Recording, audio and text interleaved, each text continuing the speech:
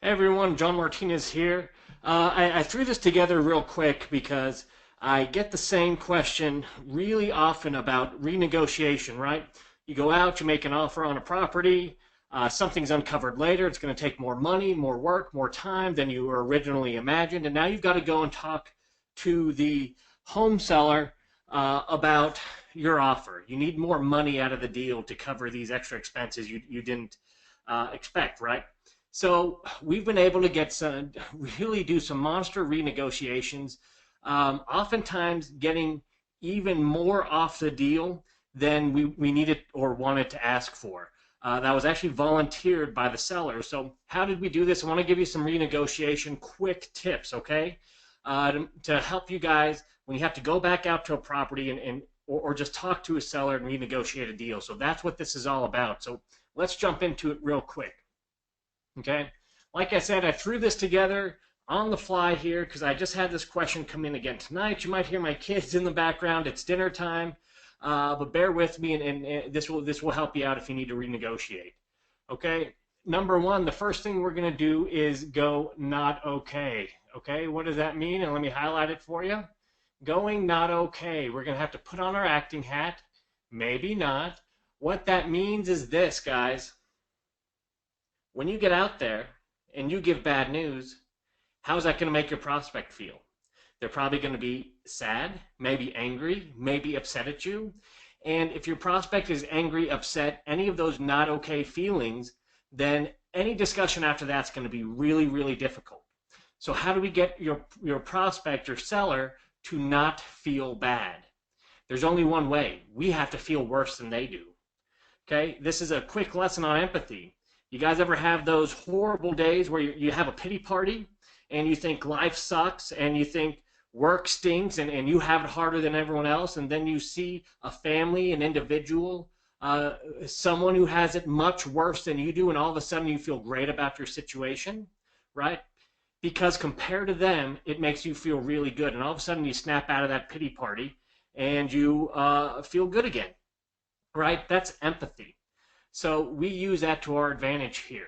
So we put on our acting hat, and most of you won't have to put on an acting hat, right? Because this is how you're going to feel. You feel terrible. But when you talk to your prospect first, in order to prevent them from freaking out, you've got to go very not okay first. So what that means is you've got to get physically, visibly uncomfortable, okay? That means you've got to really get, uh, you know, you need to be reluctant to give in the bad news. You need to take the blame for the bad news. You need to apologize. And here's what that all sounds like. Hey, listen, Gary, I got some news I've got to share with you. I really have been fretting about this. I don't know how to share it with you. I've been agonizing over this actually. I feel absolutely terrible. Um, I'm not even sure how to get into what the right way to get into this conversation is, but I've got a challenge. I've got a little bit of bad news. Um, Geez, I feel horrible. Uh, do I have permission to share this with you? Right? So most of you are going to be really uncomfortable. The news here is don't hide it, okay? Don't hide that discomfort. Let it show, because when you're that uncomfortable, here's what happens when you break the news. They're going to probably console you. Instead of freaking out and going, I can't believe this. Why didn't you know this? You're just trying to take advantage of me. What will happen is this.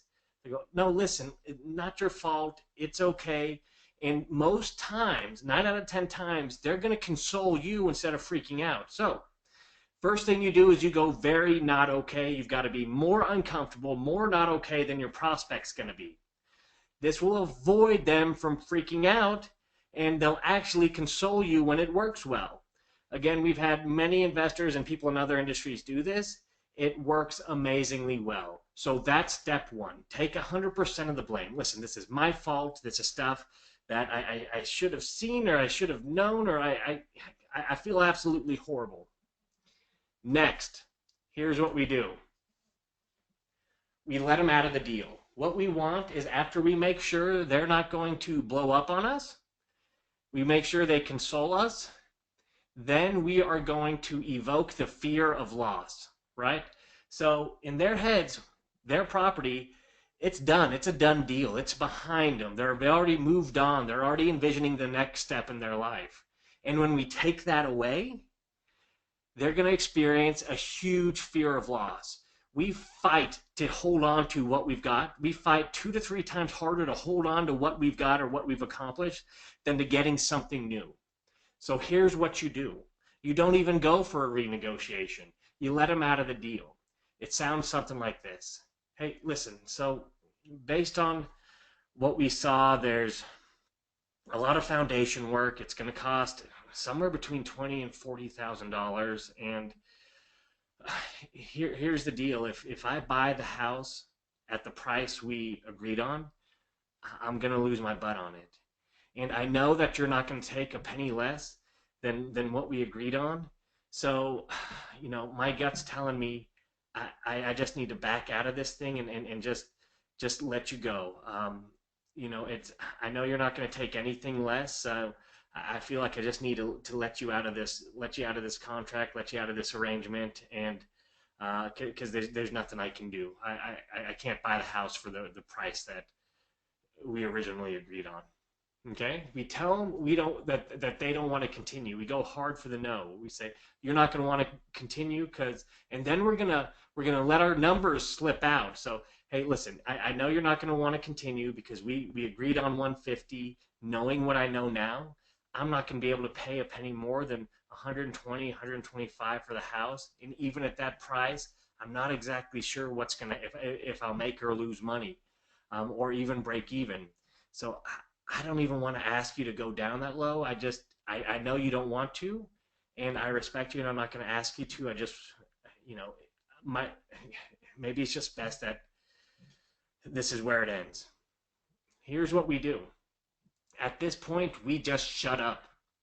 We go silent. We sit back. We wait patiently for our prospect to offer a solution. We put this problem on their lap, and now we let them solve it. Okay? Some of the investors we work with don't even offer that price. They wait for the prospect to say, well, could you do 120? And that's how they're getting even bigger concessions than they wanted. They leave the problem on the prospect's lap and say, I've got to pay much less for this to make sense. I can't, so I just need to let you go. And then they shut up and they sit back. And that fear of loss kicks in, and the prospect says something like, could you do it if I took 120? That's how we're getting even bigger concessions, okay? If they don't offer a solution to a problem, we can solution the offer or offer the solution by using it in the form of takeaway. Something like, listen, my gut's telling me right now that no matter what I could offer you, you probably wouldn't consider taking even $1 less than the 150. Again, sit back and relax. See what they say. If there's any wiggle room, they'll say something like, well, there's a little room there, or I don't know, we can see what we can do. And then you're right back into the renegotiation. So guys, there's your quick tips, okay?